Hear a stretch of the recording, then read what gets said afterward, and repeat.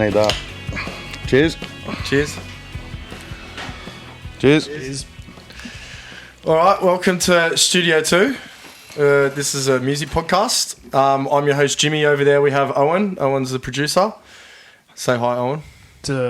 Producer's a loose term. Well, Owen's the magic man.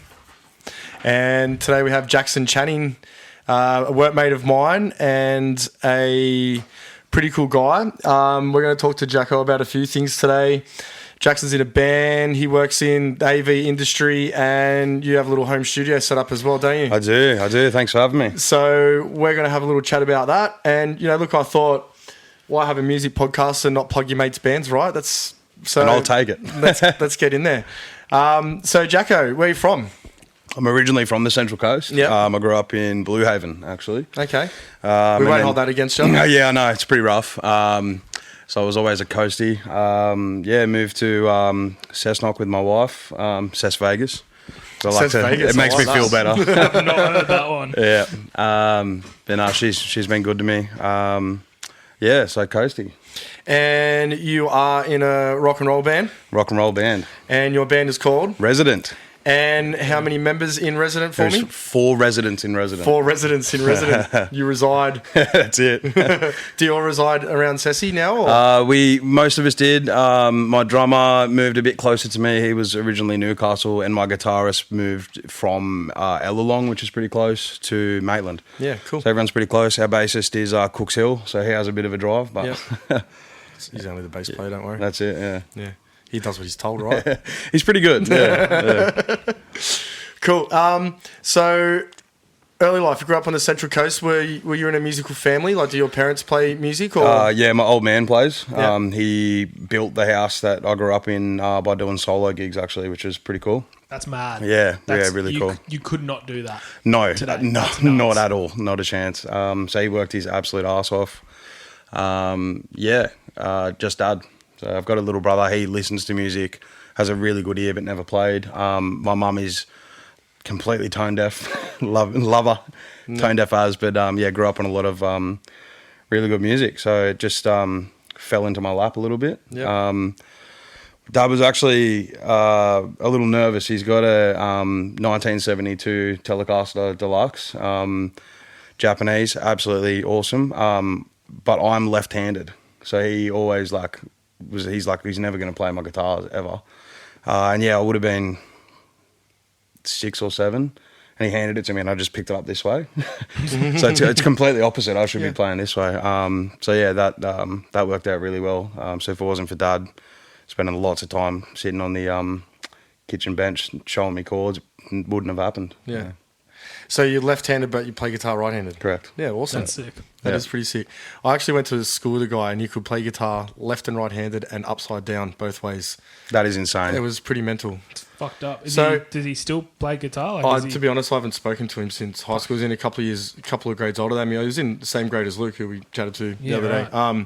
But he wasn't Jimi Hendrix doing plays guitar, but he could, play some power chords and shit any way you wanted. I'm like, that was impressive. I don't have enough brain cells for that. Oh, no. Yeah. Hell no. So where we're at. So basically, you grew up in a music family, so you kind of followed in your dad's footsteps there a little bit? Yeah, quite a bit. Yeah. Yep, quite a bit. And that guitar, do you get to play that? It's actually, so he lives 7 hours south in a caravan. Like he's got a house, but he went nomadic for a couple of years there. Yeah. And it's still under his bed in the caravan. I'm not going to say where. Yeah. It's probably smart to not, but He actually more than the fucking caravan. Oh, way more. He's getting on, so he's struggling with his hands a little bit. He still plays. He's 66. Yeah. Still plays gigs out where he is, and he actually said to me the other day, if my hands go, you can have it. Yeah. So, which means when you're going to cut his hands off. Yeah, well, that's drop the caravan, so I don't really, it's super sentimental to both of us, so I don't really want to take it, but also I'll probably take it. Of course you want it, yeah.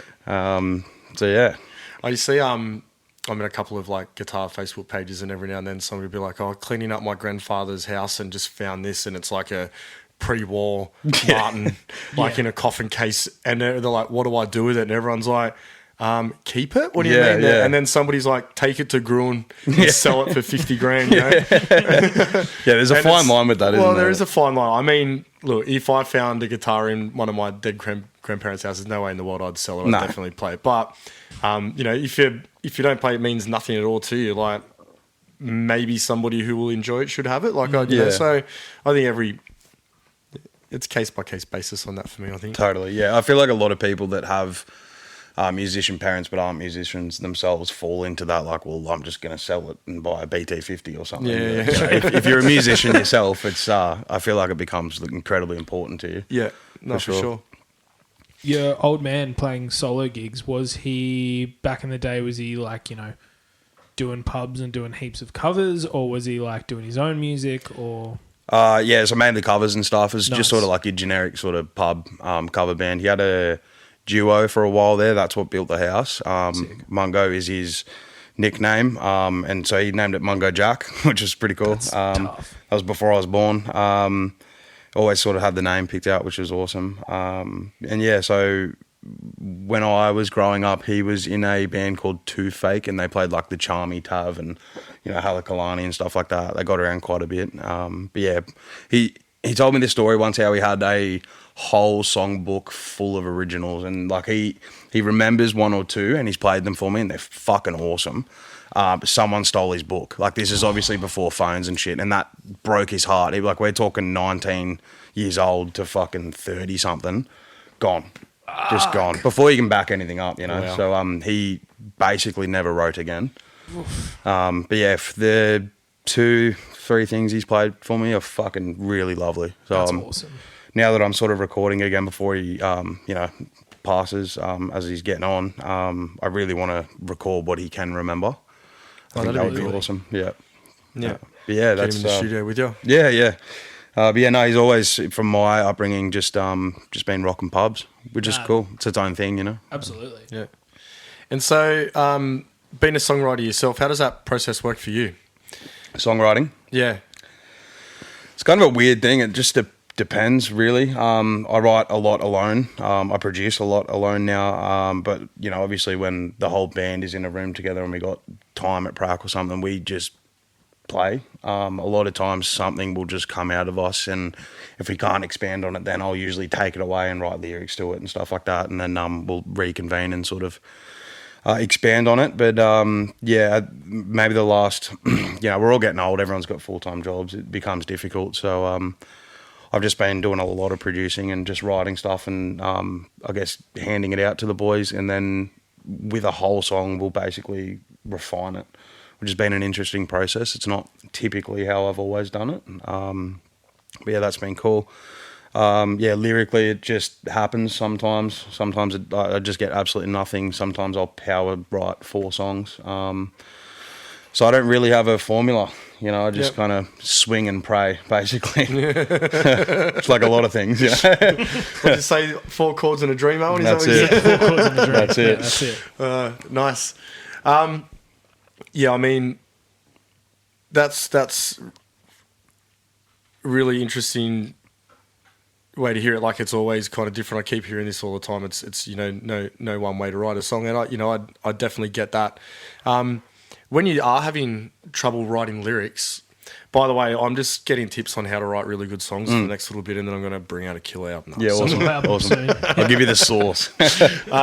So when you're struggling to write lyrics, where do you try to find inspiration? I know, you know, I've been reading a little bit about it, and I've seen some different ways. I thought Jack White's method was really interesting. When he gets stuck, he grabs about 6 different books and just picks like 3 different things out of 3 different books, and then tries to create a story in between those 3 different segments, which I like. When I heard that, I'm like, oh, that was pretty fucking cool to hear. Have you got any little tricks you do? Kind of similar in a way. Like, I think one of the biggest things is learning to let go and not forcing it. And a lot of times, you know, reading books and watching shows, some keywords, like some people will say a cool word and it will just like click something in my head.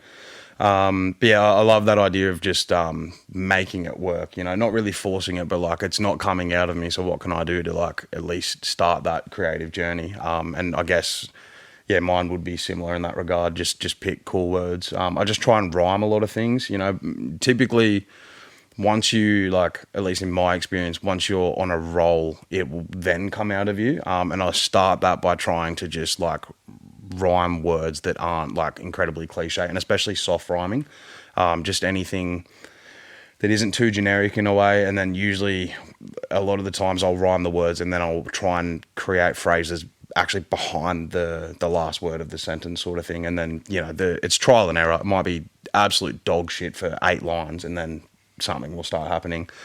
And then yeah, if anything in those sentences are cool, usually I just if I don't like it, I'll just rephrase them, and usually it's just, you know, creating 56 puzzle pieces and then just picking the ones you actually like and putting them back together. Yeah. That's what I do quite a bit. Yeah. Cool. And so you said you've been doing a lot of producing, so, and then handing out to the boys. So you're writing all the parts for the songs yourself? A lot of times, yeah. Yeah. I'm pretty grateful. Like, my wife and I have a spare room, which was our office, and just jacked it totally. So I've got a line of guitars, I've got acoustics. I've been incrementally buying mics and stuff like that. Yeah, I had an electric drum kit, but then I got like pretty quick at just like MIDI clicking, humanize, you know, just things to make it sound a bit better. So yeah, I kind of now have all the tools to do that, where prior I didn't really want to step on anyone's toes in a way. Yeah.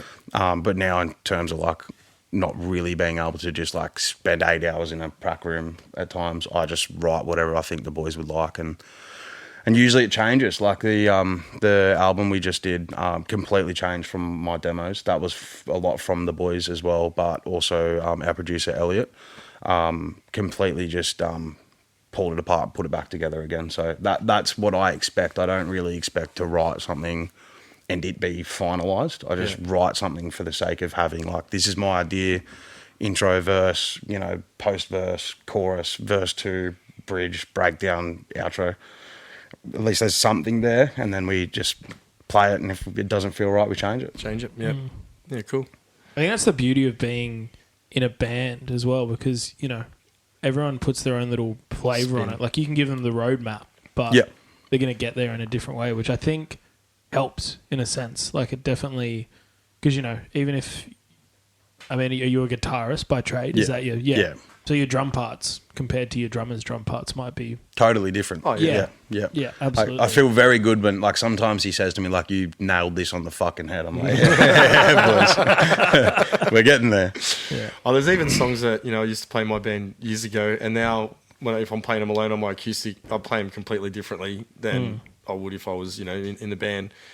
And you kind of like that to a point. I played it to Bert one day. I'm like, oh, listen to this, and he goes, "Don't do that to my fucking song." That's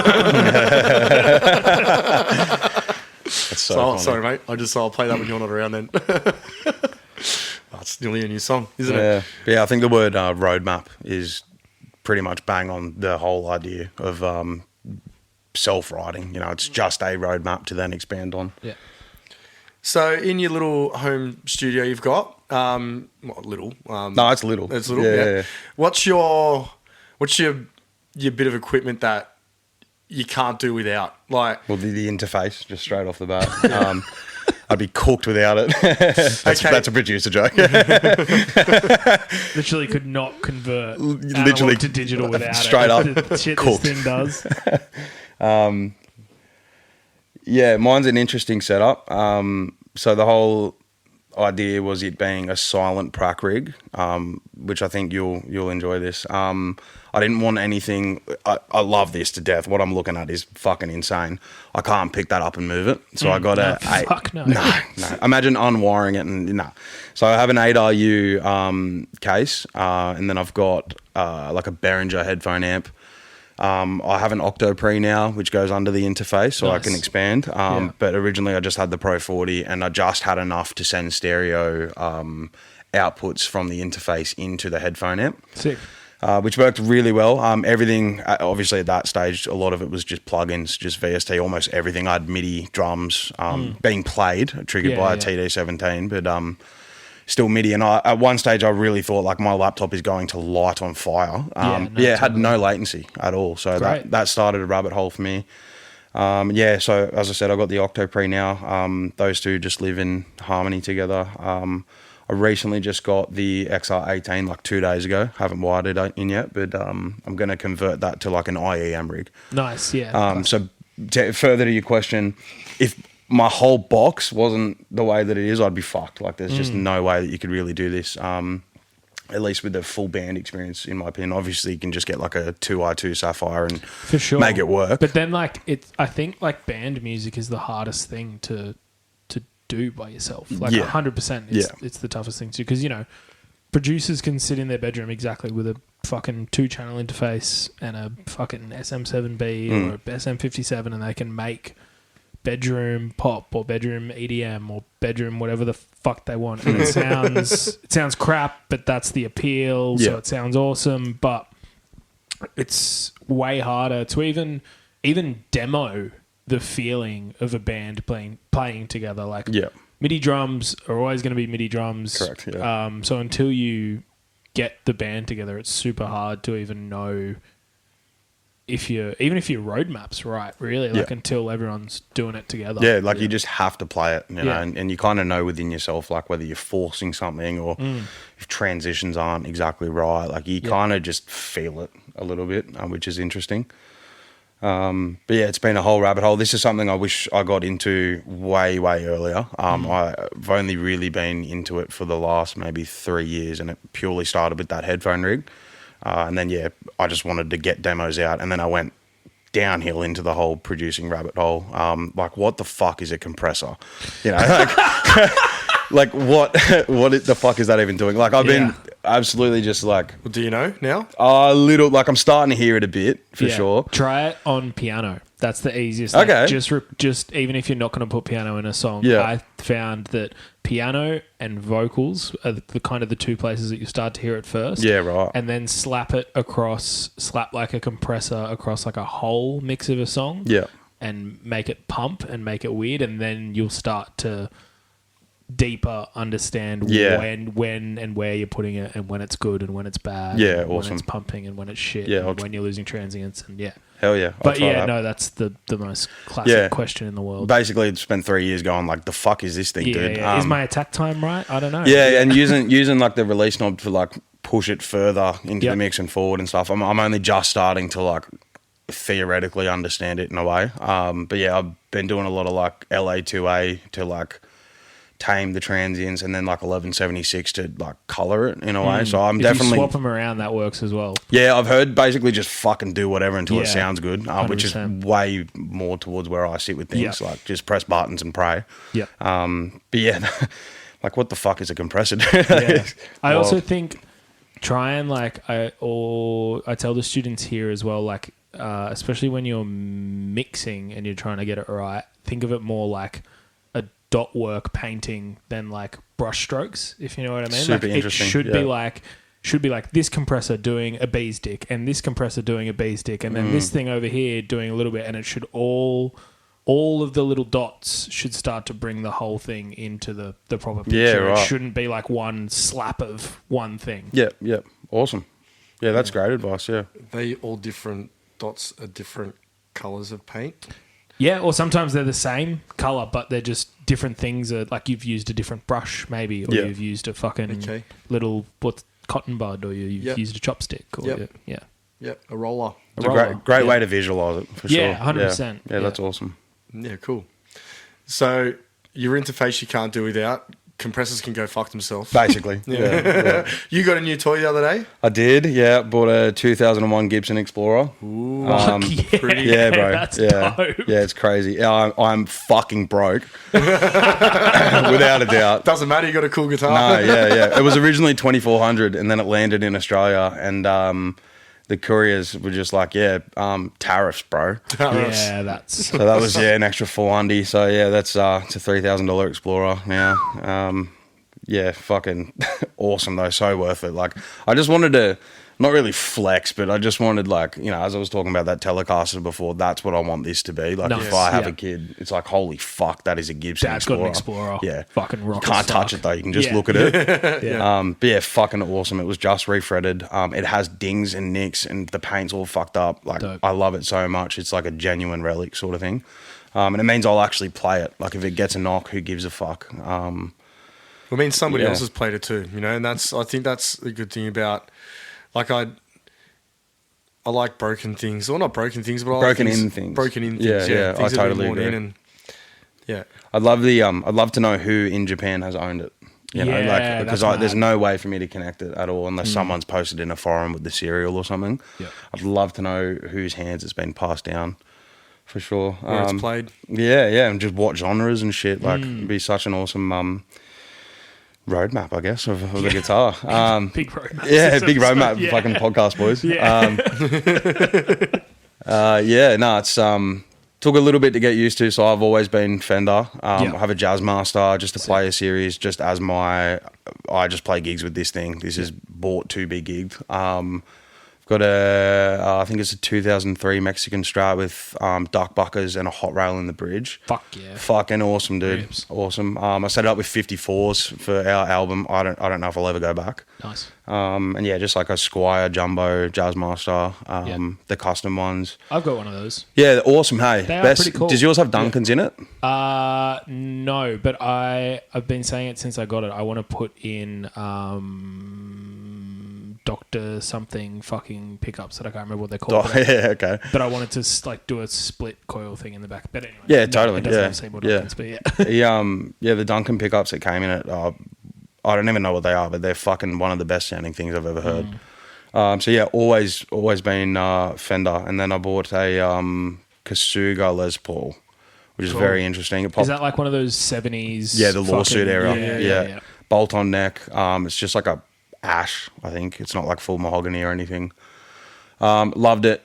I love it, sorry, but yeah, it snaps strings all the time. It's definitely a studio guitar. Yeah. Sounds awesome, just still stock pickups. A little bit like mid-scooped naturally. It's a bit of a weird thing. But yeah, that was my like trial of Gibsons, not actually Gibson, but I was like, I'm just going to see what it feels like. Absolutely fucking loved it. And then, just something in me one day was like, I just want a fucking Explorer, big time. And then I saw Joey from Feel the Pain. He has a timber Explorer. It was the first time I'd ever seen an actual Gibson Explorer in person. And my jaw was on the fucking floor, and I was like, I just have to have one. Yeah, they're so cool. Yeah, so I just saved my absolute fucking ass off, like just worked as hard as I could. And yeah, got That's it. mad. It arrived it got flown in a fucking soft case. Yeah, padded up, like it was all good. Like he had no negative reviews and like 4,000 sales. So I was like, the odds are pretty good here. Yeah. Reverb's good. They do like, I guess like buyer protection naturally. So yeah, I was like, fuck it, I'm just going to run it and see what happens. And and the box didn't even have a ding on it. Huge. Yeah. That's mad. So yeah, it's fucking awesome. What amp are you pushing it through? I haven't actually put it through an amp yet. Very interested on that. It's very new, like very new. Very new, yeah, literally 2 days ago. Yeah. So I went I would have through. plugged it in by now. Oh no, I have, but not an amp. So I put it in the interface. I had like a 5150. Classic, yeah. It's just my go-to now. It's the most, I think, real sounding VSD for an amp. It's through guitar. What is it? Oh, it's fucking Native Instruments, like Guitar Effects or some shit. yeah, Guitar Rig 7. Yeah. That one is pretty good. Yeah, it's not bad. There's a few that you're like, this is fucking terrible. Yeah. But yeah, the 5150 is awesome. And I set it up, sort of tweaked it, and just got it to a point, and then I just had like 3 beers and just riffed the fuck out on it. Yeah. So, but I'm very interested to hear what it sounds like through a real amp. I have a 76 Dual Showman 100 watt. Cool. Fucking sounds unbelievable. It's just on 2, it would delete the windows from my house. Yeah. So I need a prac space for that. So I'm thinking about saving that. Like I just want to experience like with the band. For sure. So yeah, but usually I go AC15. Carl Martin DC drive is my main tone. Sick. I got that in a trade and literally just have never taken it off my board. That's my main, and Bondi Sickars is usually the. Those are mad. Yeah, super Those cool. are fucking rad. A bit more good for like the I don't know, verse section, you know, Yeah. pushing the amp to the breaking point For kind of sure. sound. And then DC drive is just like chorus the whole Yeah. way. So yeah, very interested. I mean, I would not be surprised if I plug it in with my setup and go, I fucking hate this. I would not be surprised. That's what I found with the Kazoo guys. Like I just had to tweak the tone knob and shit. It just comes out differently. So I do expect that, but fuck, the sustain on these things is insane. Yeah. Like mahogany body, mahogany neck. I think it's ebony fretboard. So yeah, it'll fucking rip for sure. So anyway, you can probably tell I'm super stoked. Yeah, absolutely. Yeah, I hope candy shop. lots of guitar nerds listen to this episode and just enjoy all of that. So do I. Yeah, it's fucking awesome. So do I. I actually I plugged my SG in a couple of weeks ago, and I clicked my Marshall Governor, which was my favorite. Gov. I love the Gov. Fucking so good. And I'm like, why aren't you fucking working? I started kicking it. I'm like, and I pulled it apart, and I live near the beach, and everything in there just looks destroyed from the ocean. No So way. yeah, I'm going to give her a clean up with some isopropyl and see if I can get it working again. But at the moment, it looks destroyed. So Yeah. I have to go through all my That gear sucks. now and see what else I've destroyed. Yeah, well, that's by it, living yeah. this close to the beach. Yeah, it's a bit disappointing, but Cessnock doesn't sound so fucking bad now, does it? yeah, well, it's funny. Since I've been up at Summersby, from north of Oka up to Summersby, like my guitar just handles. It's 20-minute drive, and my guitar handles the climate so much better. Yeah. It's crazy. So yeah, so we've had a little chat about your studio. So AV, how does your job in audiovisual kind of relate to, you know, what you love doing in music? I suppose you get to set up some of these systems. I know the setup at the uni's pretty hectic. Pretty wild. Yeah. It's pretty wild. Yeah, I mean, a lot of people in the AV industry are typically musicians, sound engineers, and IT. So you get a lot of people installing sound stuff that don't know what they're doing, but they can deal with all of the networking without an issue. And I'm definitely on the other side. I came pretty good because I was doing a lot of access control for a long time, a lot of security cameras, access points for networking and stuff. So I got lucky that I picked it up. But yeah, primarily I fell into it purely from like building pedal boards and stuff. Like Sick. it's all the same shit, really. Yeah. It's just different connectors and stuff. But yeah, no, I wasn't doing much. I was a support worker. That was awesome. Had a lot of really good clients, and you do a lot of really good work for people that need it. But yeah, I just wanted to be a bit more hands-on on the tools and stuff. And yeah, AV was awesome for that. Like you've seen, it's almost the same shit. Like it's just nightmare fuel, and then the end result, you're like, this is fucking awesome. This is cool, yeah. So worth it. But yeah, it just kind of happened, to be honest. I didn't really intend it to, but yeah, went to like residential AV, and then I started subbing for the company that I work for now through Adam. Yeah. He's a great friend. And yeah, just ended up in commercial AV doing this. Like you've seen the size of the fucking uni. It's crazy. Newcastle Uni? Yeah, Nice. the new campus up here. Oh, nice. Oh, you're both working on the same Yeah, site? yeah. Oh, That's how we knocked adorable. heads. Yeah, right. Awesome. Sick. Yeah. So we got so Jackson, like, so for guys, the podcast isn't even out yet as we're recording this, and we got Jackson and one of the other boys, Aiden. They're pretty much super fans of the podcast, so It's huge. I thought it'd be good to get Jackson on to have a bit of a chat. 100%. And Aiden will love the shout out. So Aids, thanks for listening, mate. Fucking shit nickname. Sorry, brother. I didn't even fucking click onto that. What's up, AIDS? Let's call him Den instead. Who came up with, like, who said that the first part of the name should be the nickname? Like everyone calls Roberts Rob, but Rob. Bert's a much better nickname. That's than fucking true. Yeah, Rob. Bert's good. Yeah. Yeah. Anyway. Anyway, shout out AIDS. Yeah. Shout out Big up. Aids.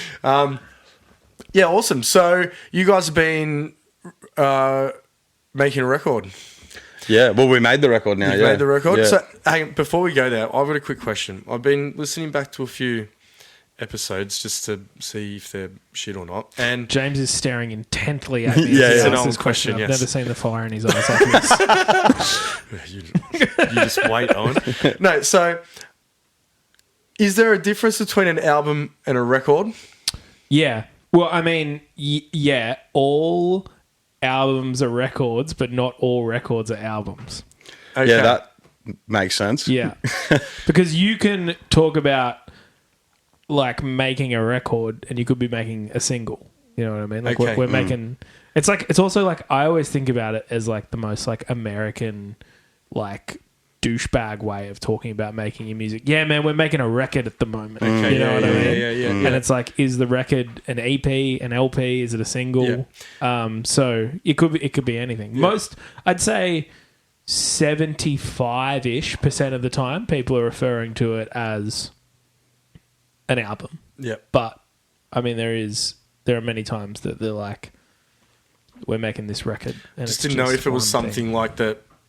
Like it was a music industry, like we're making a record. I could be, like, if I'm wrong, Like, I could be wrong. But I'm still that's my confused about it too. understanding. Like, well, look, so when I was a kid, you put a record on, right? So Yeah. vinyl, you put a record on, Yeah.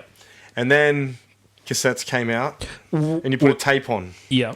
and then CDs come out, you put a CD on. So in my head, a record, like growing up, I was like, a record is a vinyl, Yeah, for sure. and a cassette is a cassette, and a CD is a CD, but they're all albums.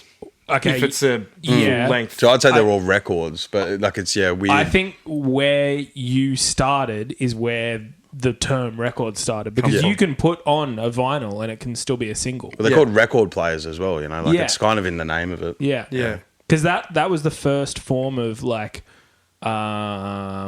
consumable / really sellable music is a record. Because before that it was wax cylinders. Yeah. Yeah. And you couldn't really fucking sell them. Like you could, and some people, like only the uber wealthy had something that could play a wax cylinder back. And Yeah. to answer your question, I think so. But I could be so wrong. Yeah, my understanding is, and you're gonna love this. My understanding is anything past the point of 6 tracks is an LP. So that's how I sort of view it. 4 to 6 tracks is an EP. Yeah. Anything past that is an album, right? Yeah. So I'm leading the fucking witness here. Yeah. So we'd already done an EP. We got absolutely fucked by COVID, and we just had to drop it because we were like, we can't do anything with this. Like, we're not going to sit on it. Let's just put it out. That was 6 tracks. And then when we came into this, I had 11 written originally. And then it was kind of like, by the time we went to do it and we got the fucking quote, we were like, probably not. It's very expensive. So I wrote 2 interludes to get it over the 6-track line. Gotcha. One interlude ended up just being the intro to the song, but the idea was that like it'll be an 8-track LP, which I would then call an album in a way. It's not a 12-track fucking thing, but yeah, so that actually joined on one of them. So there's only one interlude and it goes for 1:30, but that 1:30 album.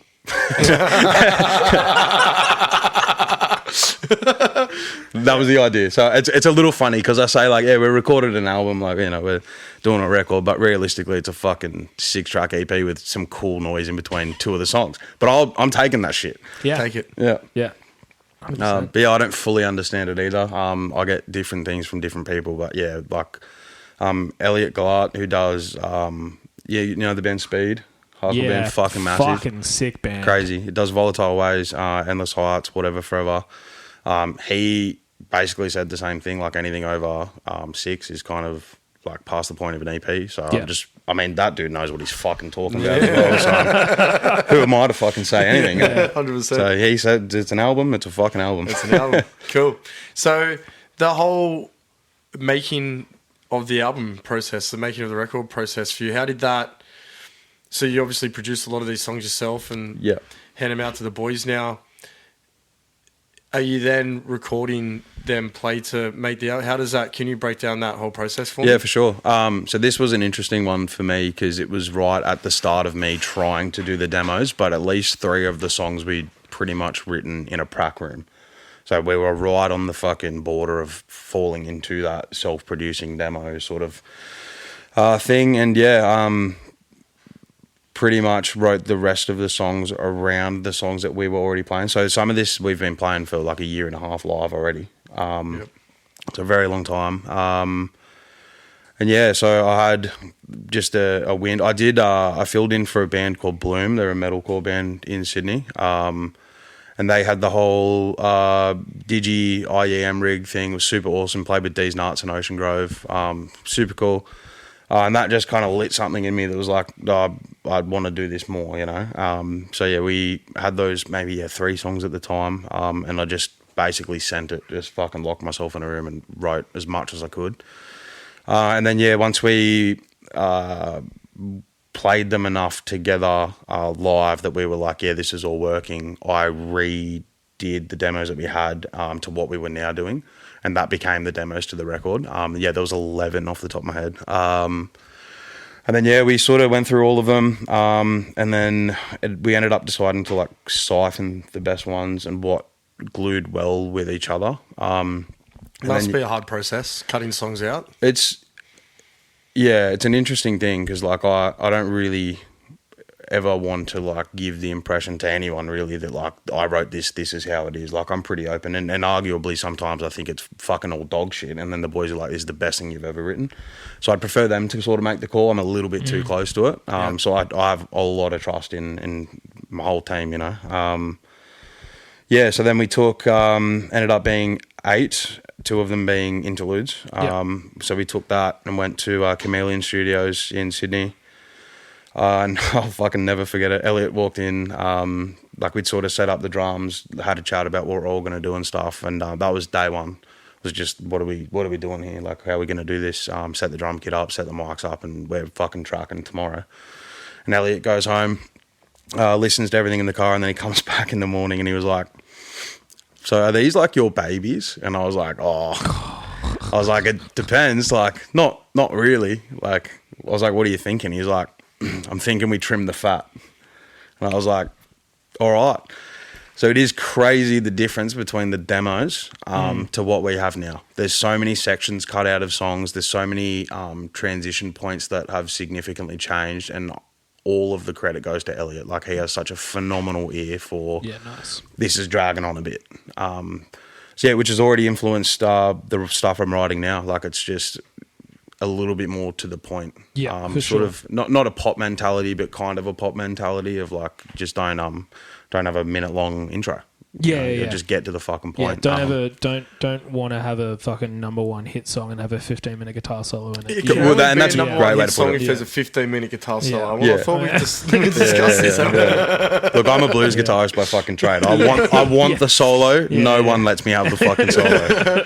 I've got to pick a psychedelic song for my music league this week, so I was listening to some psych rock during the week, and it's just like 10 minutes of just wanking on a guitar, really. Like, this is, I just love it. Like, fuck, it feel good though. I would be nutting for sure. Yeah, especially the like stoner doom rock sort of stuff as well. Like, just sit on the same riff for 17 minutes. Who gives a fuck? I love that. So that whole process was like definitely different. Everything we've recorded prior would be played as tight as we could in a prac room, and I'd always throw my fucking phone with voice memos into a guitar case and close the lid. Nice. And it just had this like sort of balanced sort of sound to it. They were the demos, that was it. So it's definitely night and day in comparison, and I think it comes out on a lot of the songs. But yeah, I mean, it's all a learning curve. You know, I've been playing for a long fucking time. I've been writing for a long time in heaps of different genres and different bands and stuff, and it's always different. Which is how many days did you track the album over? So we did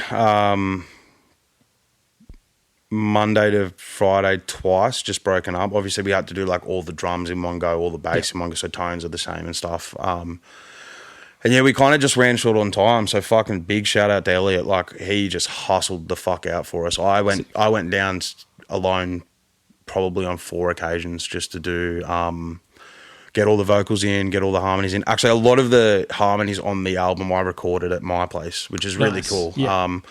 Obviously, with harmonies and stuff, they don't have to be recorded perfectly as long as it's not clipping. Like, you know, you EQ the fuck out of that anyway. So, but I still take it. I'm like, I recorded that. 100%. It's awesome. Yeah. And then I went down solo a few times. Just little things. Elliot, one of the songs, it's sort of like got a waltz to it. 6/8, fucking awesome.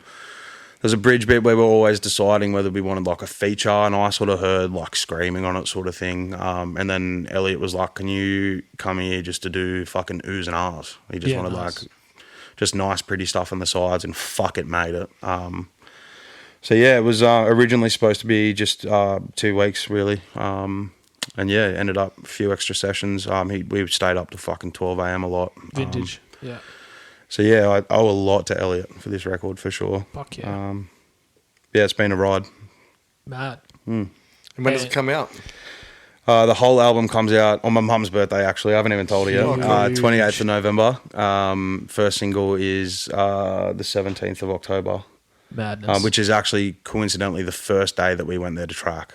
A year on. Exactly a year on. I had that experience recently with an album. Did an album last August and it came out like nearly to the day this August. Yeah, it's weird nuts. that, isn't it? Like, it completely wasn't planned. It was my bassist that was like, did you mean this? And I was like, fuck no, dude. Like, I don't remember what I did yesterday. How am I going to remember to fucking coordinate this whole release within the year? But I'm sure you'd know as well, all the back end stuff that has to happen in between takes up a lot of time. But yeah, I'm still fucking stoked regardless. Like, it's been a massive learning experience. And I let my ear reset. I don't listen to it for a while. And then sometimes I'm just like mowing the lawn and I'm like, I'm just going to listen to the album. Nice. I'm still like, holy shit, this is really cool. Yeah. That's cool. It's good to be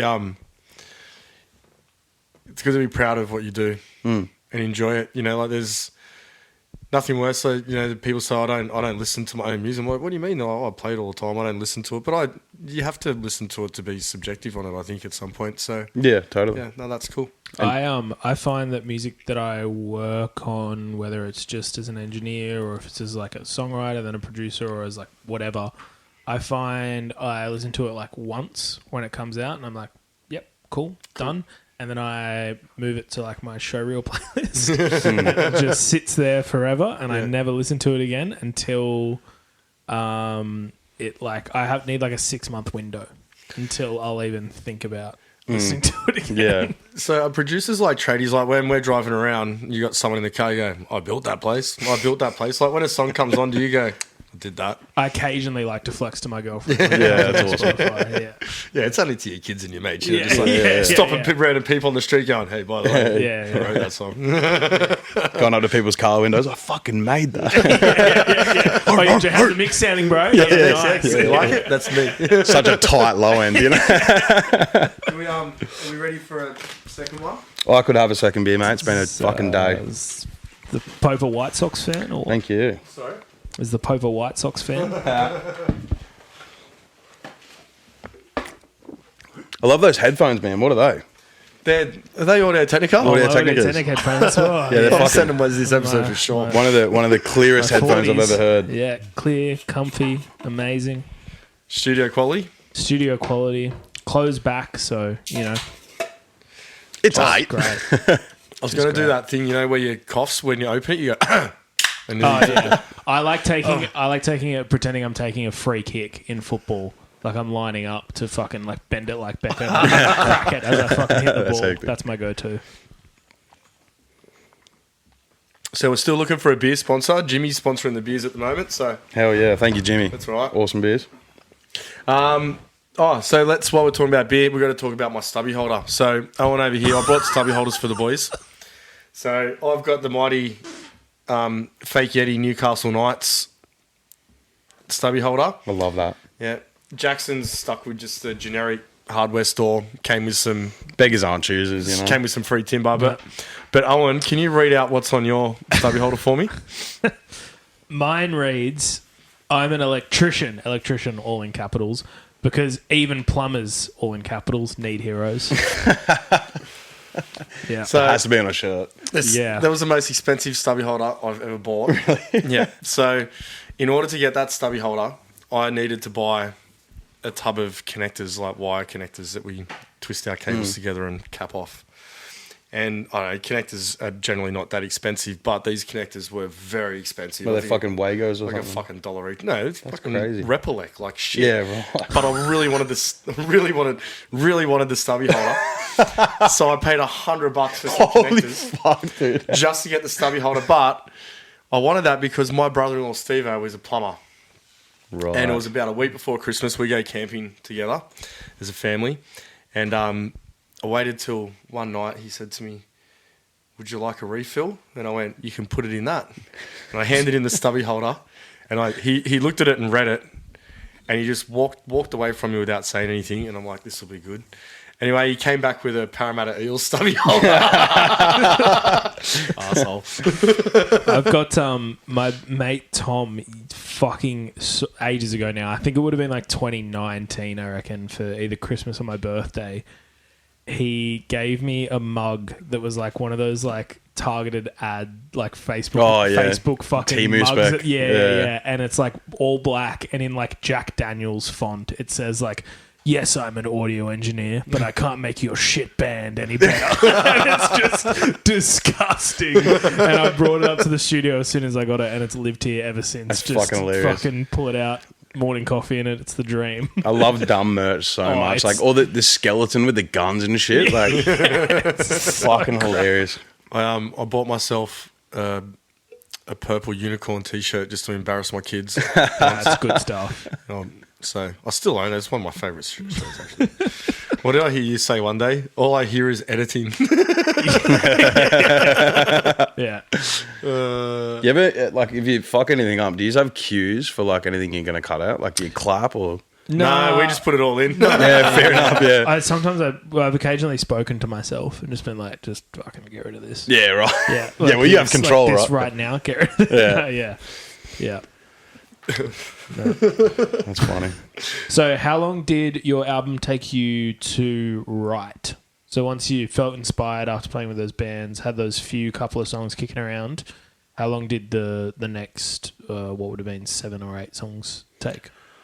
I think off the top of my head, like almost a year, maybe like 7, 8 months or something before I had enough in a way. All the lyrics were written, the melodies were sort of in place, and you still kind of know that it needs refinement, but at that point I would have called it done. I wrote a lot of the lyrics in Thailand actually, Sick. which is cool. Yeah, so it's been a long process, you know, even recording itself and getting it out is a year. And yeah, would have been at least 7 or 8 months. And then the 6 months before that we spent writing the other ones and stuff. So yeah, it takes a fucking while. I'm definitely trying to come home and try and just write stuff for the sake of it. To get ahead, like I'm already writing what will probably be the next record now, just so I'm like well and truly ahead of myself. Which is something I hadn't done. But you know what it's like. You do fucking 10 hours and shit. Like I just want to hit the bed, you know, play skates out now. So I've been doing no guitar playing, no writing. What's that? Skate. You know, like Skate 3 and shit, like New Xbox video 360. game. Oh, okay, cool. Oh, sorry. Have you never played Skate 3? I don't. Showing your age. Mate, the last time I played a computer game, I played Mario Kart. You can just call it a computer game. I get it. No, when I was living in Ireland in the early 2000s. That's hectic. Yeah, and one of the boys there had a PlayStation, and we used to play fucking Tiger Woods golf. Yeah, damn. Yeah, was that like PS1? It was the first one too. Like Yeah, that's fucking it's been that long since I played an Xbox or a PlayStation. You would love Skate 3. It's like a fucking icon. Is it Tony Hawk or? No, it's EA Games. It's so like Tony Hawk's like, I don't know if you played it. Like I played that one a few. Yeah, you press the buttons, right? Like Yeah. Skate has the right fucking joystick is what controls the board flicking. So when you tray flip, you actually have to like shape a tray flip. Oh wow! Yeah, fucking awesome. The joysticks are essentially your feet. Yeah. And you have to, like, super cool. Cool. There's been ones out since then that try and do like, you know, both sticks, but no, there's just something about Skate 3. But yeah, I think it was 14 years in development or something. It only came out like last week on early access. Anyways, yeah, I haven't been doing a lot of fucking nothing. I just come home and play Skate. I went down the rabbit hole of playing the one with both sticks. Skater XL. Yeah. Yeah. I think There's that, and I think Session does that as well. I haven't played Session, but that game is fucking it's sick. good. Yeah, true. No, it's really good. Yeah, I do love my skate games. I went through a do you skate? In real life? Yeah. Not so much now. Like, Yeah. I'm I had a massive fucking head injury. Like, they took my license off me, like full. Holy shit, my dude. brain was bleeding. I'm very lucky that I can fucking do anything. Seriously. Fucking sideways. And yeah, like I skated stairs my whole life, rails, nothing crazy, but like I was okay. I chipped my jaw real bad once. There's a massive dividend in my chin here, but never broke a bone once in my life. Nice. So no consequences, right? And then I fucking just sat down. You know, like in maths, your teacher's always like, there's a one person that swung on the chair and ate shit. Yeah. I sat on a chair, kicked my legs up the brick wall. I'm like Gene up behind this fucking motorbike and just lights out. I just woke up on the ground. Like my hands were super numb and stuff. What? Touched the back of my head and just blood fucking everywhere. It was like a 3x3 fucking cut and it was deep. And what happened though is like when I hit my head, my brain ricocheted forward. And our design's pretty dumb. Like our frontal fucking bone, whatever it's called, is super sharp.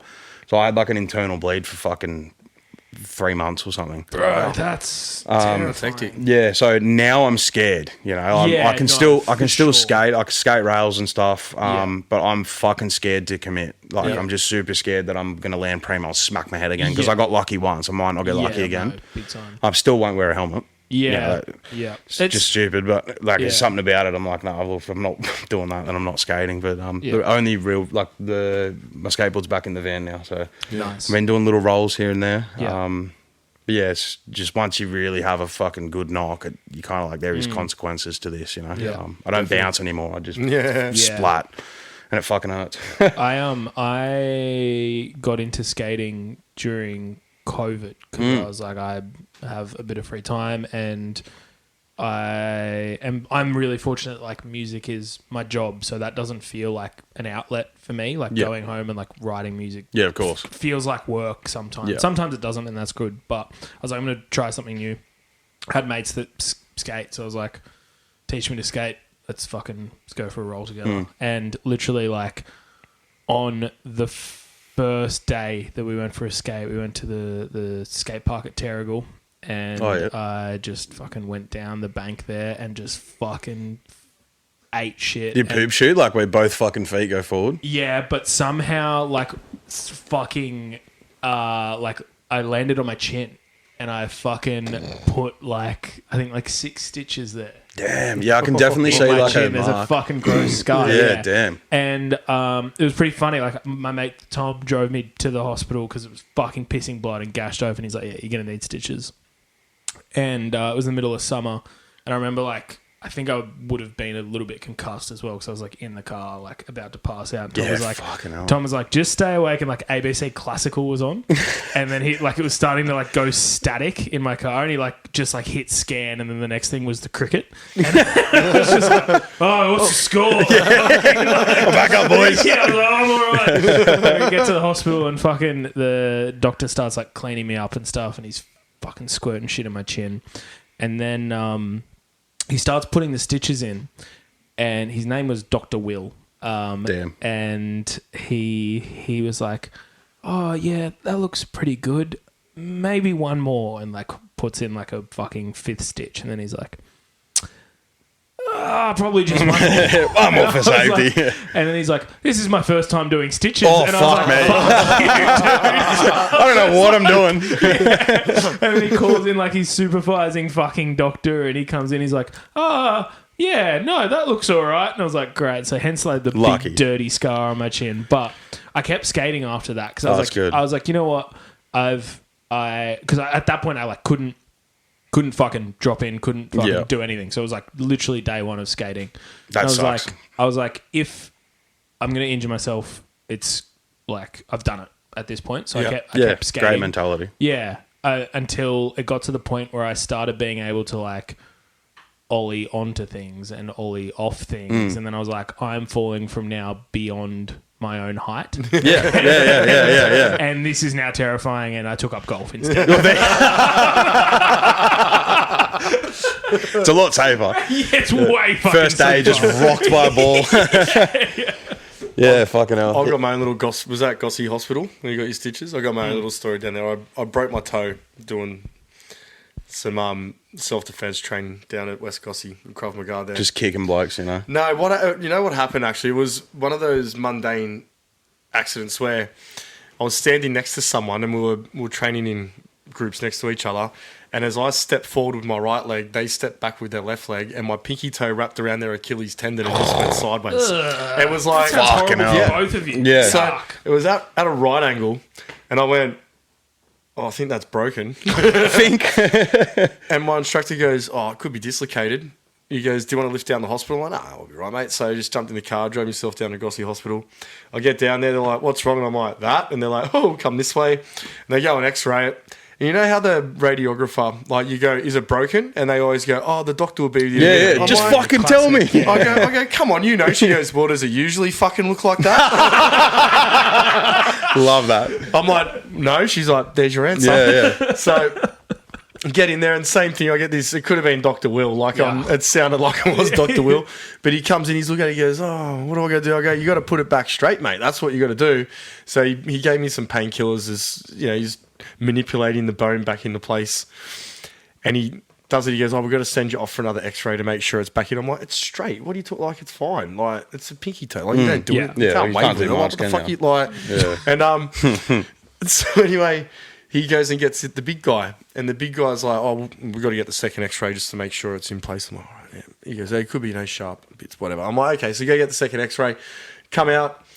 And then the big doctor's like, oh, you know, you could maybe. And I'm like, I'm out of here, guys. Yeah, see you later. I'm like, 100%. well, I'm not listening to you guys fight over whether my toe's still broken or not. If it's pointing fucking north, I'm happy. That's what I'll take that. It used to be that way, and now it's that way. Let's walk. Yeah, that was good old Gossie Hospital. Yeah, Dr. Will's stitches were so shit that I pulled them all out myself. Really? Like, some of them, they started to fall out. And then at that point, I was like, I'm just going to start to take these well, if they're coming out anyway, I may as well get them out. That's crazy. While we're on fucking hospitals, I recently went through a glass door.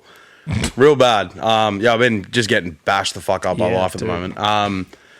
My wife, like, I got dogs and stuff, and we just put a glass sort of marketplace door up. I just hung the hinges, didn't even put a fucking handle on it, just like hit the trim sort of thing, and we just push it forwards and backwards. And she's in front of me, she doesn't know I'm behind her, and like I'm walking through, and Kate flicks the door, and I fucking put my hand up, and I'm already walking forward, like, and it just went, just shattered, and I fucking went through it, and there's a massive piece of glass out the fucking side. Like, I'll show you, there's like a huge fucking scar, like, up on there. See that? Nuts. And like, this is right before we recorded the album as well, so I was like, I'm fucking cooked, chat, like, it's over. And then fucking went and got surgery, and I was just saying to everyone, I'm just gonna fucking stress that I'm a guitarist, I need my fucking hands, like, please, I know you do probably 20 of these a day, but please just fuck, if you're gonna be careful now, do it now, sorry. I got super lucky. The surgeon is the guitarist from Outer Control, which is a punk band in Newcastle. Yeah. Damien is his name. So I was laying in the hospital bed, fucking undies, fucking gown and shit, like just yapping about Jackson fucking guitars and all sorts of shit. Cool. So I was like, I'm sweet. So there was a complication, like he'd done something and connected something to like my tendon on my tricep or some shit. They sealed me up and went home. I'm like, I can move my fingers. That's all I give a fuck about. Yeah. But there was something that was going on where, like, obviously I've gone through a glass door and they wanted to explore it and just make sure there wasn't glass in there and stuff. And so I'm moving and I'm like, this fucking hurts, boys. This sucks. Like, I don't know if it's like just the stitch or like, I'm not sure. Waited for a while. It wasn't getting better. And then I was pracking one day with the boys and I had to stop. Like, I couldn't play. Like, I was wincing like all the time. It wouldn't happen consistently. It would just randomly like, and what it felt like was like someone was inside my fucking arm with a fucking razor blade. And I went, there has to be glass in my arm. There just has to still be glass in my arm. It's as simple as that.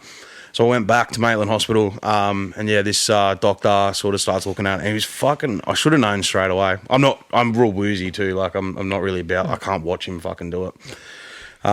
He, sort of starts cutting me and stuff, and he's showing me the scalpel. He's like, and this is the scalpel that I'll be cutting you with, and I'm like, that's fucking creepy. Weird, bro.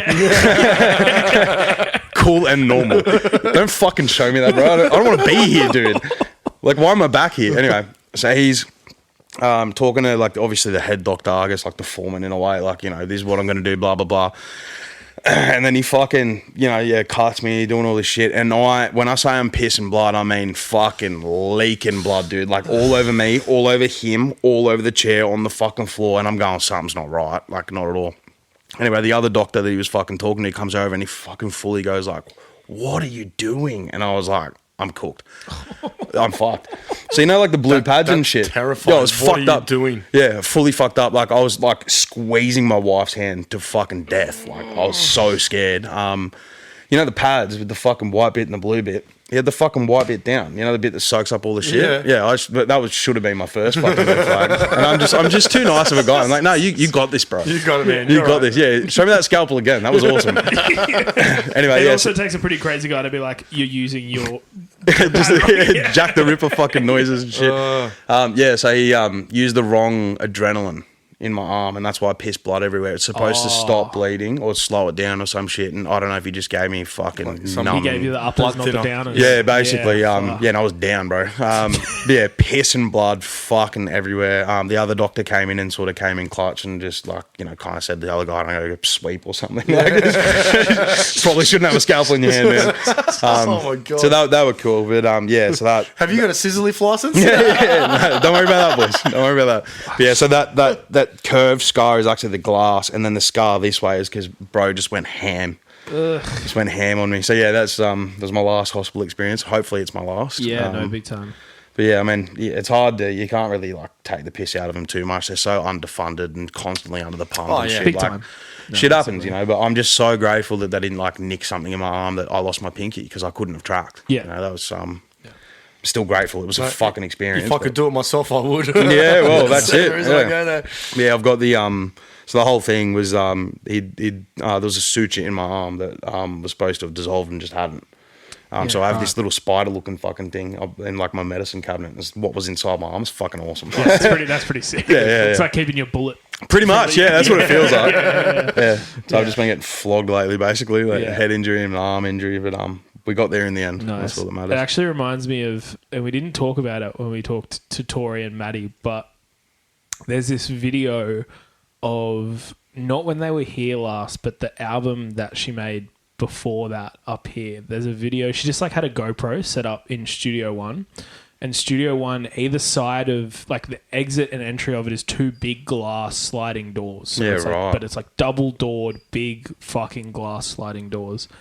And they had ordered some food or something, and there was someone waiting at the gate. I actually think it was another band member who was waiting at the gate to come into the studio. And they'd already come in and were sitting in the room, but I'm pretty sure it was Maddie thought that like they'd been waiting at the gate, and he saw like an old text message on his phone that was like 15 minutes old, like, "Hey man, I'm at the gate. Can you buzz me in?" And in like the middle of playback or the middle of a take, he like jumps up and goes to run out of the studio and fucking slams into the glass door and hits the deck. It's like, and everyone just like stops and turns around. I'll send you the video and you can put it in the fucking link of the episode. Cool. Put in the link. It's sweet. Fucking hilarious. So we funny. all just like stop and like, there's like a moment of like, is he dead? Nah. Piss yourself laughing. It's incredible. Oh, we're going to go there? You can sample that as a kick or something, you know? Yeah. So I am talking about... Yeah, fuck it. I'm going to do it anyway. So I pissed my pants at work the other day, right? I was literally just sitting here going, I have to fucking piss so bad. So funny you said that. So I was up in a boom lift, right? Fucking 6 meters in the air. And I'd been busted for a piss, but I had one light left to do, and I'm like, "No, Jimmy, you can get this light done. You can get this light done." And I was doing that thing where you kind of jump around, and I'm jumping around. Maybe if I dance, it'll stop. One foot to the other, one foot to the other. And my mate, because on this big site, the boom lift's up in the air, and you need to have a spot. You need to have someone watching you and stopping other people from walking under the boom lift. He goes, "What are you doing?" I'm like, "T-Bone, I've got to piss, man. I've got to piss so bad." He goes, "Come down." I'm like, "I've got one light left to do. And I go, "Oh, I've got to come down. I've got to come down." So I start trying to get the boom lift down. But if you've never seen a boom lift before, there's like 8 different moving parts, and every single one has their own lever. And I needed to pee so bad I could have figured out which lever was which. So I'm just like, "Can't hold it. I'm pissing my pants, T-Bone." I thought ground floor smelled weird. It was just knocked it off the top so I could get the boom lift down, and I fucking run up to the toilet and I got it out of the way, and then I went back up and I finished my last light that I have to do. It was like 5 minutes left, and then I look at my boss and I'm like, "I've got to go home." He goes, "Why?" I'm like, "I just pissed my pants." Dude. It's fucking hilarious. So the reason I'm telling this story is because if you own it, people can't make fun of you about it, right? Like, Yeah, it's fucking hilarious. Just wear that shit. Yeah. So now that everyone at work calls me Pissy Pants Jimmy. But, I'll keep that in mind, actually. That's fucking hilarious. And those scissors, too, they don't want to go up or down. Oh, dude. They're fucking so painful. I would panic big time, I reckon. Oh, you speak of the devil, I'm going to have to go. Hang a slash. Yeah, no, just to your left. So I was just saying, and that I have no idea what the majority of this stuff does. Yeah. What have we got? What have we got in this beautiful desk here? So the centerpiece of the room of Studio 2 is a Harrison 4032 console. I'm not sure what year it was built. Probably would have been in the 70s. It's the same make and model, not the exact same one, but the same make and model of console that was used on Michael Jackson's Thriller. Oh, cool. It was also used on some Led Zeppelin stuff. Fucking hell. So it sounds fucking great. It's famous for having like really beautiful kind of fat sounding EQ preamps, and then like a really awesome EQ section. Phoenix, that French band, they own Michael Jackson's one now. I'm pretty sure. Wow. They still own that one. And yeah, it's fucking great. And then we've got like the interfaces at UAD Apollo X16, which is great. Got some Bay 1073s, some Heritage 1073s, which are just preamps. Germanium preamps as well, those blue guys. Those are awesome. The Germanium stuff's great and has this like awesome distortion to it. They've got DIs in the front of them. Oh, cool. I love on bass guitar, and they have a button that's called Thick. Ooh. Okay. And you press in. Is it like Nuke on the distressor? It's just everything. It's like, it's kind of just like a bunch of bottom end. Yeah, that pumps nice. into it. It sounds great. And then, distressor, a DBX 165, which is like a DBX 160, but you can adjust the attack and release times. A 1178, which is just an 1176 but stereo. A Pro Art VLA2, and then some Focusrite preamps, but they're the blue and grey ones, so they're Rupert Neve designed Focusrite pre's. Damn. And then, monitors, NS10s, and then some head audio Type 7s that I won in an Instagram giveaway. No fucking way. Yeah, dude. Wow. I was fucking stoked. I won them a while ago, maybe 2020, 2021. An MSM engineer who is an engineer in the UK, and he was like the engineer behind the start of the grime scene. So he recorded like JME, Skepta was a part of that whole crew when grime was starting in the UK. He was doing a giveaway, and my name was drawn out of the hat, and they sent me over a pair of those. That's and fucking insane. Fucking so great. awesome. They're awesome. Yeah, I love them. So I know my mate explained to me he had a couple of different types of speakers around his computer for when he's mixing stuff, so you can hear it different ways. Is that what we've got set up here? Pretty much. The NS10s on the inside, most studios around the world have NS10s. The reason for that is because they were originally designed as I believe they were released in the 80s as Yamaha's like go-to home hi-fi speaker. Like if you have a record player at home or an 8-track tape player or whatever it is that you've got, you should have NS10s because they sound amazing and they sound fantastic, and everyone should put them in their home as like bookshelf speakers. Yep. And then everyone did that, and they sound like fucking shit. So we put them in every studio. just so you can know how shit it's going to sound. Yeah. They essentially like the mid-range of NS10s is super pushed forward. Mid-range being like where like the human voice typically sits in the frequency spectrum.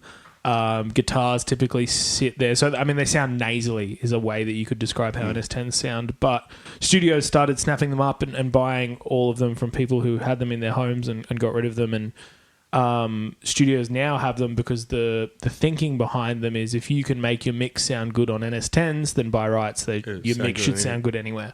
Yeah. And there's more extreme versions of them as well, or more extreme versions of that principle as well. Like there's the Auratone speakers, which often are just like people set them up as just a mono speaker and they sound super duper crap. And they're just like, if your mix sounds good there, you get this like magnifying glass in the mid range and whatever. Yep. And then the heads are I quite like them. They're quite balanced. They have a ribbon tweeter in them, which I think is interesting. Oh, fucking hell! Yeah. It was so head is the people that started doing that is Adams Audio. which are a company in They Berlin. look like Adams, like Yeah. the A7Xs sort of Correct, thing. That's yeah. when I first walked in here, I actually thought they were them. I'm pretty sure the yarn is that like head is some dude like split off and from Adams and made heads. True. Yeah. It's fucking awesome. Yeah, no, it's great. This is like your Gibson Explorer. Kind of, yeah, yeah. I think No, his Audio Technica headphones. Yeah, are like yeah. Besides the headphones, of course. Yeah. God, they look so comfortable. Technica headphones. I Yeah. want a fucking chair. Right? Yeah. I think my bit of gear that I think is super. Aside from like I just bought a new computer, which is awesome. But I'm a really shit guitar player, so I have a really big pedal board. Yeah, well. So I've got something about that, isn't there? Yeah. But I've got the best things that I have on my board is it runs mono in, stereo out, which is great. And I've got cool. Like a Big Sky and a Boss DD500 and a Electro Harmonics Epitome, which is like a POG, a Holy Grail, and a Phase Mistress. Fucking hell, I've never even heard of that. It's fucking that really sounds mad, good. Yeah, and you can set the POG to only be on the tails of the Holy Grail, so you get like a shimmer thing, which is fun. That's cool. But I love that because I can pull like heaps of great guitar tones and atmosy effects and make guitars sound like synthesizers and shit, which I think is super fun. But then also I use particularly the reverb and the delay. I use it when I'm mixing as well. So I'll like reamp vocals through the guitar pedals because I love crazy just being able to touch things. Yeah, and especially for delay throws. Like some of the delay settings have like a freeze function. You can grab words at the end and hold down the button and it freezes them out. That's and fucks awesome. Them out and, my guitarist has the EHX freeze. And we do that great. For like between songs, like when we're tuning and stuff. So it'll just freeze up and we all look at each other and go, yep, and then he kills it as we hit something. Yeah, that's awesome. Dope. I love the idea of running vocals through things that vocals kind of like in a way shouldn't go through. I mean, who's going to fucking stop you? But it's there's so many cool guitar pedals and they're significantly cheaper than what it would be to get like rack pieces that do the same thing. 100%. And just get a different fucking cable, just make the shit work. Yeah, I've got shout out to Franklin Audio as well, who are an Aussie manufacturer of audio equipment. Franklin Audio DI and reamp box as well on either end of my reamping chain to make it beautiful and awesome, which is great. It's a great setup. Yeah, it's really great. It's awesome. It's kind of I take it everywhere. Like I take it to every session with me, and it obviously does all the guitar things that like you can pull fucking whatever tone you want out of it. Yeah. But yeah, great for reamping drums and stuff as well. I've also got a Strymon Iridium, which is like the amp sim thing. So if I'm in a space where I can't set up an amp and I want to do the distortion thing, that kind of helps in a pinch as well. Yeah, awesome. Yeah, it's fucking probably a really good idea to have that just sitting handy for those moments. Yeah. It's also, I love it for when we're doing writing sessions as well. Just like crack that out and it's just like fucking DI the guitar and you've got a bit of an amp vibe straight away. When you're writing as well, you don't want to be setting up fucking everything. Yeah, and I hate fucking around with amp sims as well. Yeah, seriously. It takes so much tweaking to get them to sound like half okay. And, you know, sometimes you just turn an amp on, you're like, yep. That's it. It just sounds like a fucking amp. Yeah, VSTs are like, they've come a long way. Like I still view VSTs almost as like a Line 6 Spider. For sure. You're Put like, it in insane mode, dude. Yeah, which is awesome. Don't get me wrong. But yeah, there's just like a certain, this is like just not right to it, which I couldn't theoretically explain. But yeah, like a lot of tweaking to get it to kind of sound like what an amp would sound like if you just turned it on and left it alone. Have you thought about going down for your guitar rig? Have you thought about the like Helix or the Kemper or the like Quad Cortex route? We're fucking Neanderthals. You know what I mean? Like we want to. I want tube amps. Yeah. I want fucking noise. But in the same breath, like when I did the Bloom thing, they run through a Quad Cortex, like an X32.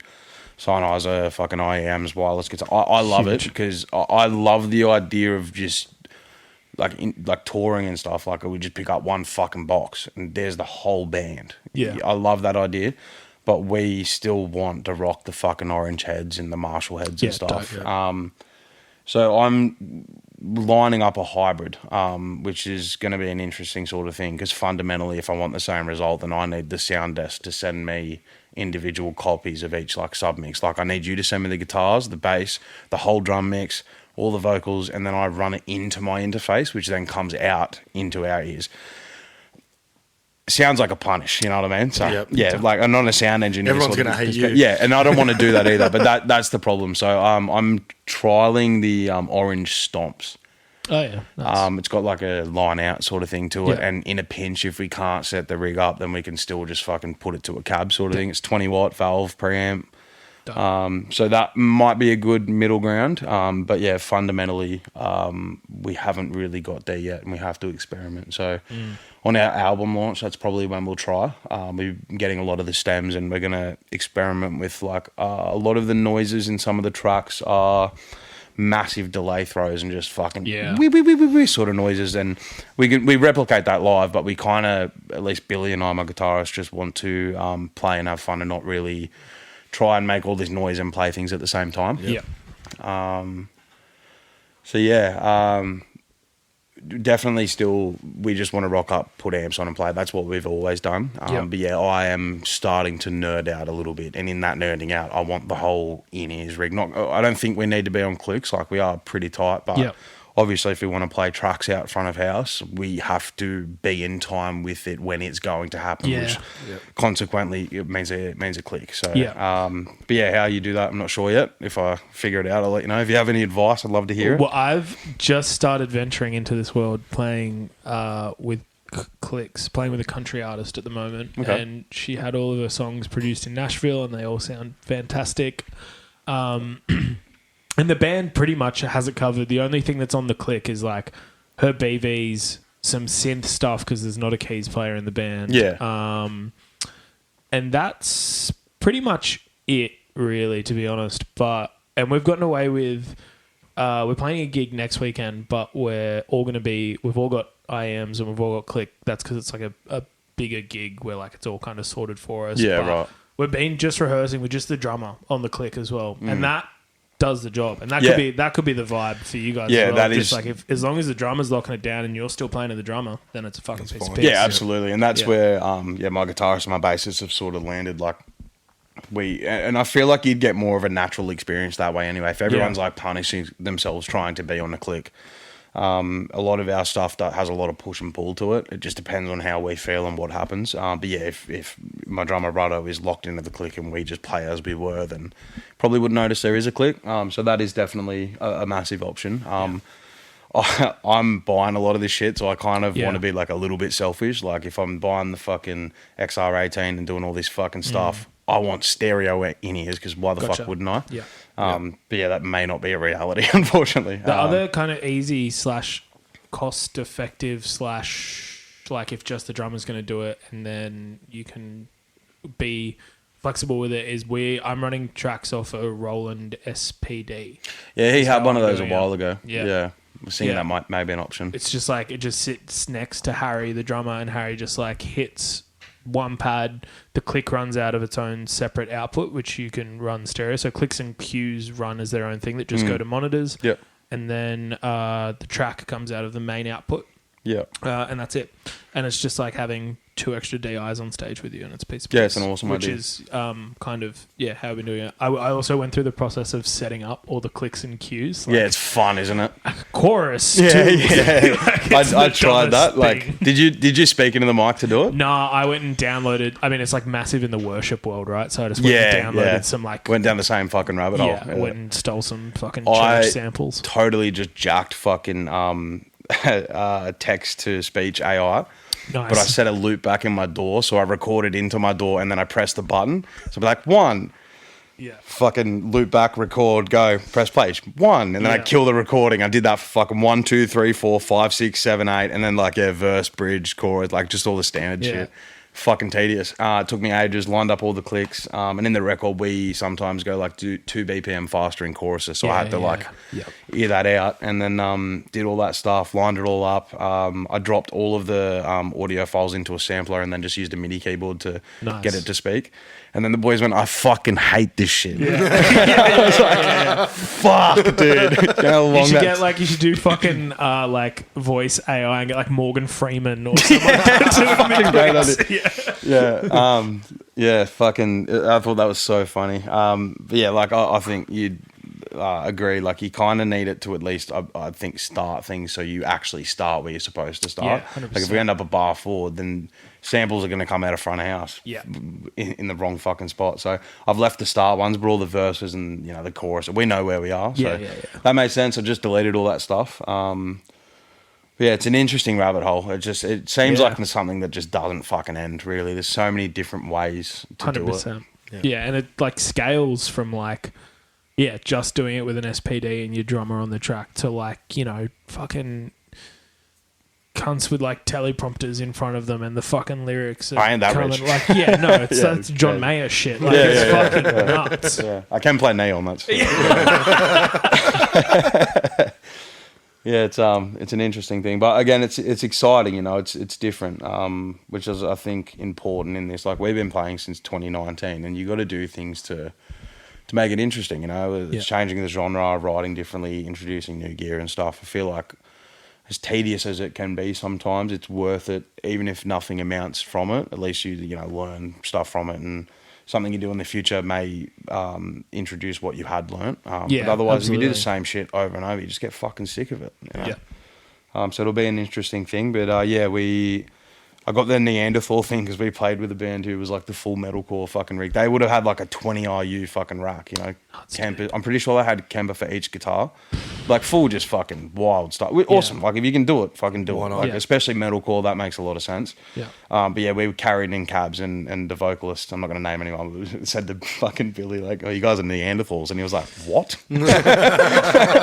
Sorry, we don't all have 30 grand to fucking bomb on shit. Yeah. Also, that's like, there was a metal band that recorded up here and like fucking everything was like locked insanely down to the click, which is fine, but then all the drums were re-triggered, all the guitars were done MIDI guitars that were then like, no way. Yeah, bro. Yeah. And it's just like, at that point you're making EDM. Yeah. Like, you know what I mean? You're not fucking yeah. making... And I hear that in a lot of things as well. Like, I definitely don't have much of a refined ear this early on, but I'm starting to hear that a lot of it, to me, is just kind of pop music, and there's a lot of fucking... Like, when it hits, it hits. There's so many metalcore songs I fucking love, but there is a lot of emulation of other metalcore bands, and that is where I feel like you enter this grey area of it, like, just being distorted pop music. Yeah. Same as... country at the moment, I feel like, is just pop music with banjos. Big time. Bro, we can't go an episode without speaking about country music. Yeah, no, we can't. Look, I realised the other day my band wrote a fucking country song. I'm like, what?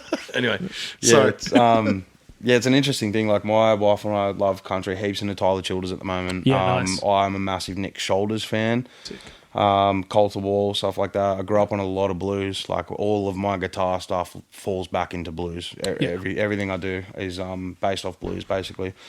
So I'm not shit talking country. Like, there's some fucking great country. But yeah, it's just a certain emulation that I think happens when you replace things and start adding as you said, like EDM based sort of approaches to things. Like, it just sort of polishes it a little too much, which is what I like about my sort of genre. Is like, it's scratchy, you know. Like, there's a bit of, it's maybe not exactly perfect, but it's fucking real. Like, I like to just keep the whole thing during the writing process, the recording process. The whole thing is like, it just has to be like raw. Yeah.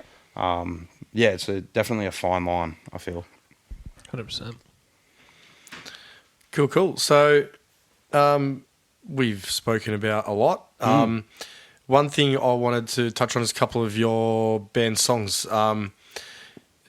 Jacko, when he sent me over some songs about a month ago, whatever, and I listened to them, and then I just started listening to Resident, and then I was like, why didn't you send me this song? Really? Yeah. Is it Taste You Left? Yeah. It's so funny that you say that. Yeah. I fucking cringed at that shit for ages. And again, this is what I was saying earlier about, like, I don't really have an honest representation of how my music is perceived. Yeah. Because I made cringe the fuck out of it, but someone else thinks it's the best thing ever, which Taste You Left is the best example. Recently, I had to write all the lyrics out. Someone had asked me ages ago for, like, I just can't find the lyrics. So I knew it was going to be a tedious process. I had to go through and word everything out. I listened to Taste You Left for the first time since we pretty much recorded it. And I was sitting at my desk and I was like, James is right.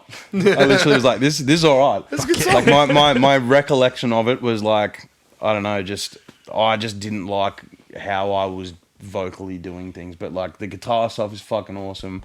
It's kind of like probably the most poppy banger that we probably will ever do in a way. But yeah, I thought that was hilarious. That like my perception entirely changed after like 5 years or something. I was like, this is okay. Cool. But yeah, that's Is there a song you're most proud of? yeah, Verbatim. Sort of leaning more in towards like just being like honest regardless of how it makes me feel, which I guess ties into what I was just saying. Like I don't really care if I fucking cringe. Like if it feels true and real to me, then it is what it is. And I just told the world I pissed my pants at work. Yeah, that's fucking true. Yeah. Verbatim. I have to leave it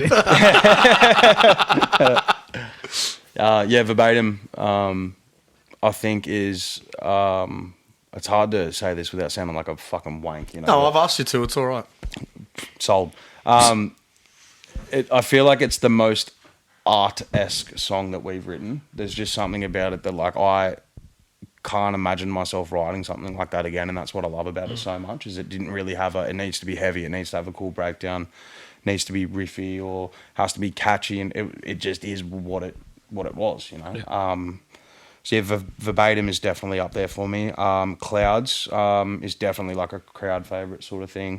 Clouds was like, I was listening to like a lot of Drake and like Issues and just super pop melody type things, and you can really hear that in the like pre-chorus into the chorus. Just super, I guess catchy was the idea. So I love Clouds. And Paveway is the first one we ever brought out. And that's it was a massive thing for me personally. Like playing again, I was in a pop band up here on the coast for a long time, and it was a pretty sour relationship. They were interesting people who did some pretty fucked up things towards the end, and I had a record deal when I was real young.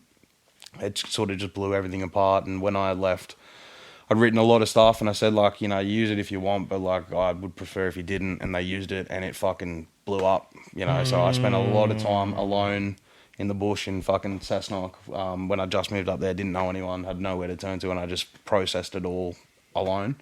And that's pretty much what started Resident in a way. So Paveway means a lot to me because it was the first, like, I have no idea how this is going to go.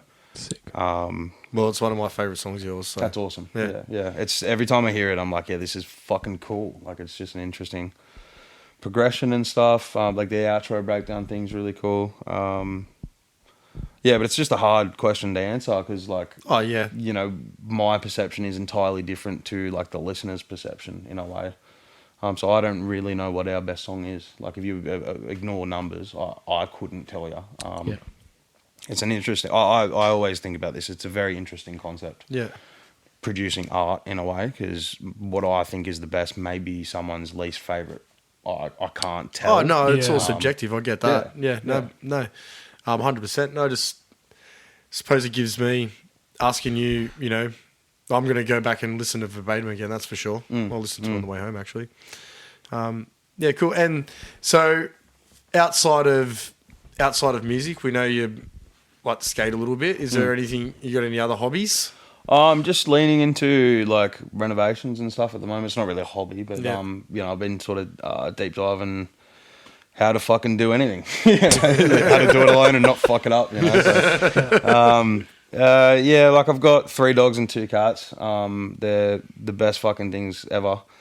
So we just play a lot in the backyard. It's a very quiet life, which I'm only now learning to really appreciate. But really as much as I can, I try and like focus on the producing and stuff, just trying to be like proactive. Skating, play PlayStation and stuff. Not as much, but I grew up playing a lot of COD, stuff like that. Just typical. That's Call of Duty, cool. James. Cool. Yeah, Call of Duty for the computer games. Do you get into your wine work up there much? Not really. I'm not a massive wine guy. I don't mind reds and stuff. My mum used to get the the fucking goon sack Fruity Lexia. That's And huge. when I was Fruity like Lexia. 14, 15, used to fill up pump bottles and go down the oval and delete it. So wine just, not a thing. But yeah, we go out, we have lunch with family out there quite a bit and stuff. I go to Four Pines Brewery. It's like a farm piece up there. Awesome. I take my motorbike mainly around the vineyards just for the fucking views and stuff. So I go there like to the wineries and stuff quite a bit, but not as much as I probably should living where I do. But yeah, now that I'm thinking about it, I don't really have many hobbies. Like I don't fucking know actually. What are your 3 dogs and 2 cats' names? Zephyr, Luna, Dasher.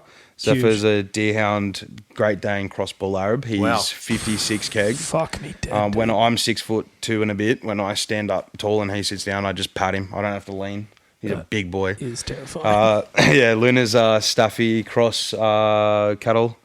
She's fucking awesome. Absolutely full of beans, crazy all the time, but she's like super, super loyal. Means well, just she's like, I love you so much, I want to be in your skin. I'm like, you're actually cutting me. Like, stop jumping on me. Dasher's a husky, which has been interesting. I'm probably going to leave kilos of hair here. I've just accepted it. That's just my fate now. Lupin has a ragdoll cross, and then There's a Harry Potter theme here. Is there not? I guess so. Yeah. I never fucking put that together. I do love Harry Potter. I'm not gonna lie. I never even put it together. Yeah, and then Felix. Nice. Felix is a Felix the cat. Felix the cat. Yeah, That should be one of your dog's names. That's Lupin was originally Luna because we thought he was a girl, and he was not a girl. They just have super small balls. my friends, Not even a joke. Like the doctor was like, "That's a boy," and we were like, "What?" So yeah, My mate's dog's a hermaphrodite. Wow. How? Yeah, it's got both sex organs. That's pretty That's sick. interesting. Yeah. So thought it was a girl full of testosterone, and then took it to the vet. The vet's like, "Oh yeah, your dog's a hermaphrodite." I didn't even know that could be a thing with. Yeah. I mean, It can be a thing with anything. makes sense. Yeah, Yeah. it's It's interesting. 2025. It's true.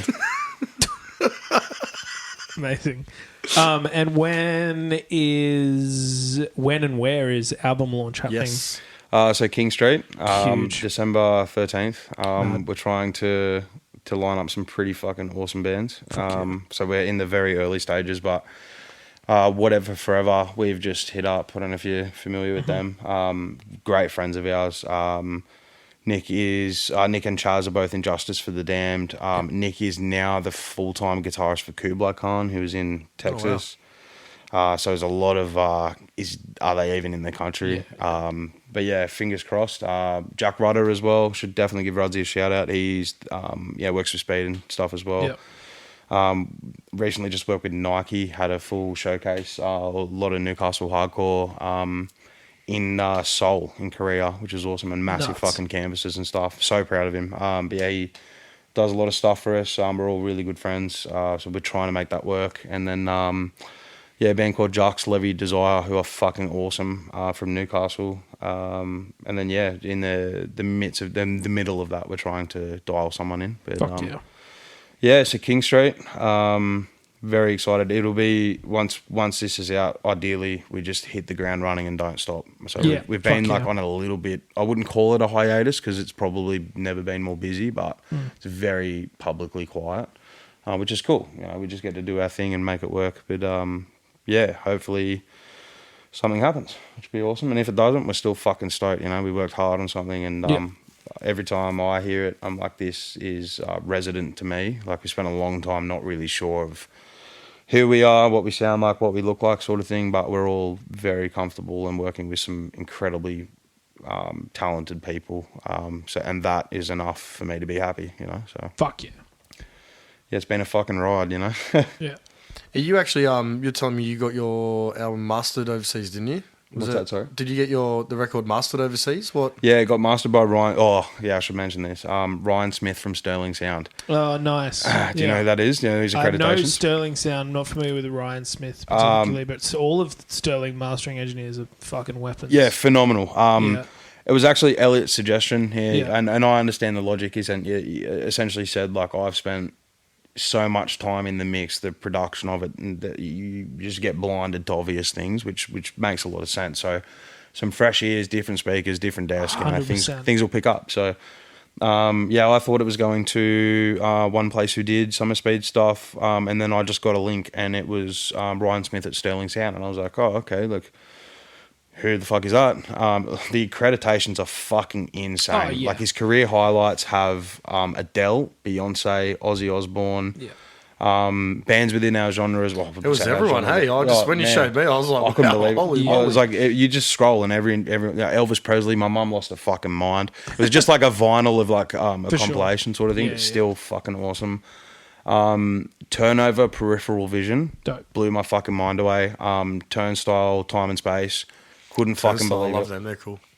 So yeah, I don't know, like I can hear it. There's definitely still some of that like harder, Turnstile-esque sort of approach to it, but then there's like a lot of clarity in the choruses and stuff that I feel comes from that like Adele sort of big moment type big thing. proper pop. Yeah, fucking jobby. Yeah. So yeah, it's very interesting. And for my ears trying to learn how to produce as well, it's the test masters that we had, which were only to get it loud enough to have a reference later. Listening to that versus the actual masters themselves, it's very interesting how different the master alone can shape the entire record. Yeah. Like it almost, every decision that we made, not that it becomes null and void, but like, if you were to fuck up the final process of something, like you could ruin all of it in a way. And I know that by the flip side, like it just made it unbelievably good. Yeah. So super, super interesting. A lot of this has touched a lot of really cool people. Ran through a desk in Nashville. Fucking awesome. Like, cool. What a great. And then my Rock and Gibson roll. Explorer, was made in Nashville. I was just like full circle. Full circle in a way. Yeah. It's fucking awesome. You say Gibson as much as you want, but you realise me and Owen get the shit right. Sorry, the Audio Technica Explorer. Yeah, that's right. Yeah. If you get a Gibby endorsement, I'll be there. It's like a 335. Thanks. Oh, cool. So, look, I mean, we've had a fantastic chat today. We could probably keep going forever, but at some point we're going to have to wrap it up. One thing I like to do to wrap up the podcast is to get you to recommend me a song. So, if you can recommend one of your own band songs if you want, but you don't have to. It can be absolutely anything out there. Something you listened to growing up that you love, something that's been tickling your fancy recently. But yeah, that's how we like to finish it up here. So I'll give you a minute to think, and I'm just going to do a little thank you to everybody for listening, because without the listeners, we don't have a podcast. I'd also love to thank Scott and Owen for everything they do down here, and the Grove Studios and the Grove Studios Academy for letting me come down here and do this. It's been amazing. It's always fun. Pleasure. It's always great. Well, I mean, without the gift of the gab, we wouldn't have a podcast, Jimmy. So thank you, mate.